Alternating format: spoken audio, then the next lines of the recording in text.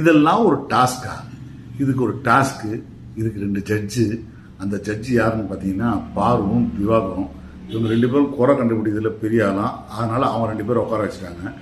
இதில் பயங்கர காமெடி என்னென்னா, இந்த டாஸ்கே ரொம்ப மொக்கையாக தான் இருந்துச்சுன்னு வச்சுங்களேன். சரி, அந்த டாஸ்க்கை விடுங்க.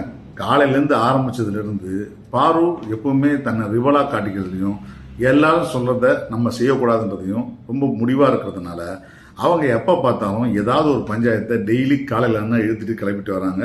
காலையில் மட்டும் இல்லை, மாலையில் மட்டும் இல்லை, ஈவினிங் மட்டும் இல்லை, நைட்டு தூங்கும்போது கூட ஏதாவது ஒரு பிரச்சனை, யாருக்காவது ஒரு பிரச்சனை. அந்த பிரச்சனை உடனே அவங்க சைடில் போய் நம்ம ஆதரவை தெரிவிக்கிறதுன்னு இந்த வாட்டி அவங்க பிக் பாஸ் ஸ்பெஷல் வீட்டுக்கு பெருக்க வேலைக்கு போகிறது அவங்க வேணும் போனதுனால இவங்க காலையிலே ஆரம்பிச்சிட்டாங்க. எனக்கு டீ கொடுத்தா தான் நான் வேலை செய்வேன்னு.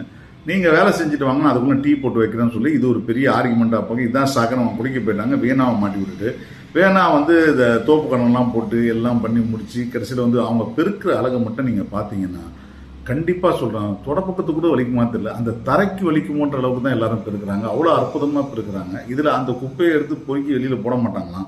அதை ஒரு பஞ்சாயத்துக்கு ஒரு 1/4 மணி நேரம் 1/2 மணி நேரம். இதுக்கு நடுவில் பார்த்தீங்கன்னா திவாகரே பொங்கெழுந்து பாருவை நீ போய் பண்ணது தப்பு, நீ ஒழுங்கா போய் வேலை செய் அப்படின்னு சொல்ற அளவுக்கான ஆயிடுச்சுன்னா பாத்துங்களேன்.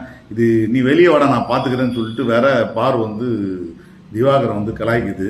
ஸோ இதுக்கப்புறம் பார்த்தீங்கன்னா இவங்க எல்லாரும் சேர்ந்து அந்த கனியக்கா பாவம், அது எது சொன்னாலும் இந்த சைடில் சொல்றது நியாயம் தான், அவங்களுக்காக நீங்கள் இதை பண்ணுங்கன்னு சொல்லிட்டு இந்த சைடில் நீங்கள் சொல்றது நியாயம் தான், அது நீங்கள் செய்யுங்கன்னு சொல்றது. இப்போ எப்படி முடிவெடுக்குதுன்னு தெரியாமல் ரொம்ப குழம்பி போய் மண்டை பிச்சுக்கிட்டு இருக்காங்க அவங்க.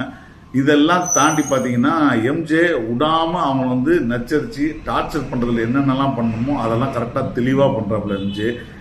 இவங்க எல்லாரும் சேர்ந்து நம்மளை டார்கெட் பண்ணுறாங்க அப்படின்னு ஒரு சிம்பத்தி கிரியேட் பண்ணுறதுக்கு அதுவும் சாப்பாடு போடாமல் பண்ணுறாங்க. அதுக்கப்புறம் இல்லைன்னா நாங்கள் சாப்பிடவே மாட்டோம்னு சொன்னோன்னா அவனே எங்கள் சாப்பிட்ற சாப்பாட்டை வச்சு சென்டிமெண்ட் பண்ணுறாங்கன்னு பேசுறது.